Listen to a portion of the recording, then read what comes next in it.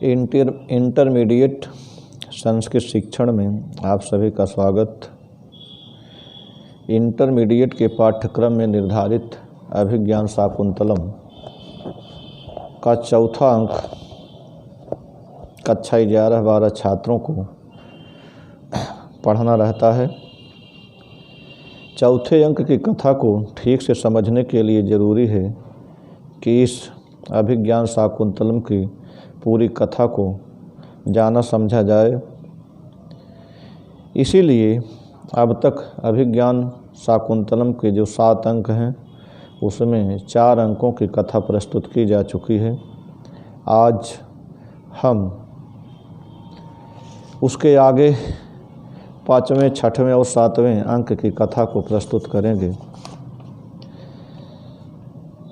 कालिदास ने एक आश्रमवासिनी, वन में रहने वाली आश्रमवासिनी युवती का एक राजा, राजमहल में रहने वाला एक राजा के साथ किस तरह से संबंध स्थापित किया है, प्रेम की संकल्पना की है, यही अभिज्ञान शाकुंतलम में है। 4 अंकों की कथा अब तक प्रस्तुत की जा चुकी है। आप आज इसको अभिज्ञान शाकुंतलम के 5वें, 6वें और 7वें अंक की कथा को सुनेंगे, समझेंगे।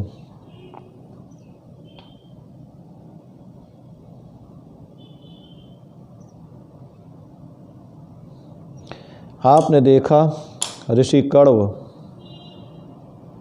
शकुंतला को गौतमी और 2 तपस्वियों के साथ उसके पति को घर भेज देते हैं। उन्हें अपार शांति का अनुभव होता है। अब आगे आप देखेंगे कि 5वें अंक में क्या होता है। सारंगरव, सारद्वत और गौतमी शकुंतला को लेकर राजद्वार पर पहुंचते हैं।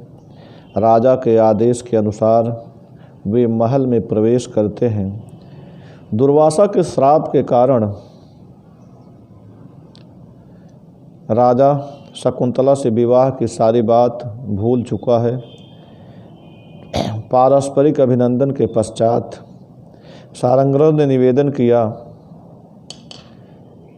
कि आप दोनों के गंधर्व विवाह का ऋषि कण्व ने समर्थन किया है कि हे महाराज, आपने जब शकुंतला के साथ गंधर्व विवाह किया था, ऋषि ने उसे स्वीकार कर लिया है।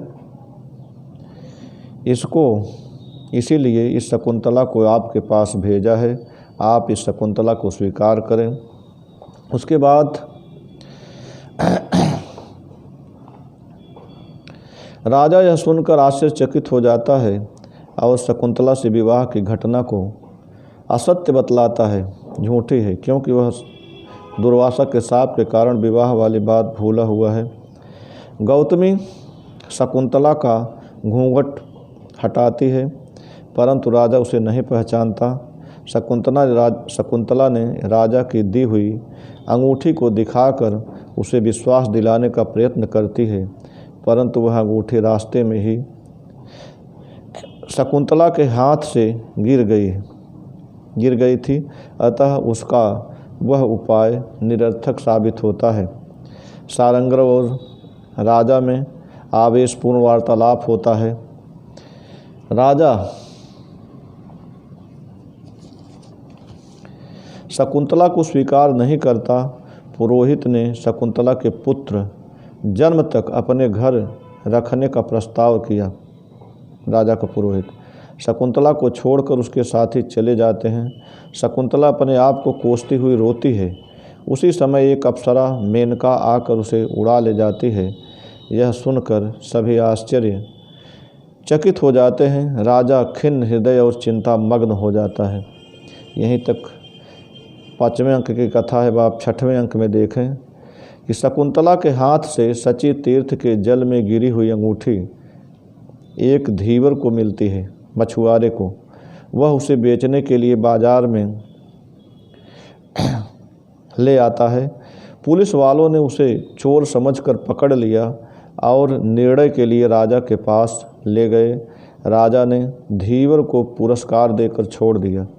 उस अंगूठी को देखते ही राजा पर शाप का प्रभाव समाप्त हो गया और उसे शकुंतला से विवाह की सारी घटना स्मरण हुआई।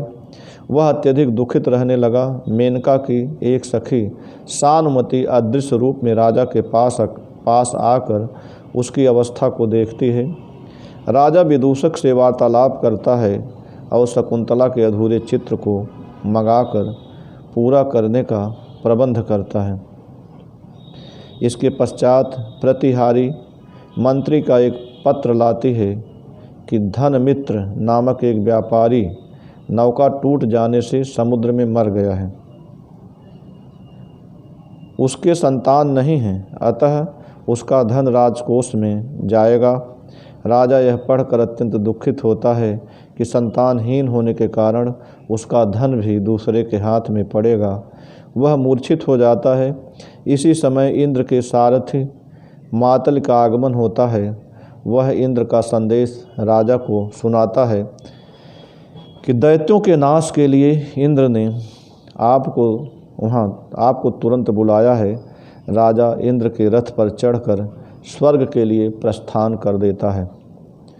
अब आप 7वें और अंतिम अंक की कथा देखें। राजा ने दानवों पर विजय पाई। जो युद्ध हुआ इंद्र और राक्षसों के बीच, उसमें राजा ने विजय पाई। इंद्र ने बड़े समारोह के साथ राजा को विदाई दी। स्वर्ग से लौटते समय राजा ने हेमकूट पर्वत पर मारीच ऋषि का आश्रम देखा। वह ऋषि को प्रणाम करने के लिए उतर पड़े। मातल ऋषि से मिलने गया। उसी समय राजा को एक अद्भुत बालक दिखाई पड़ा जो शेर के बच्चे के दांत गिनने का प्रयत्न कर रहा था और उसे खेल खेल में तंग कर रहा था। बालक की आकृति राजा से बिल्कुल मिलती हुई थी। राजा उस पर पुत्रवत प्रेम करने लगा। बालक भी राजा का कहना मानने लगा।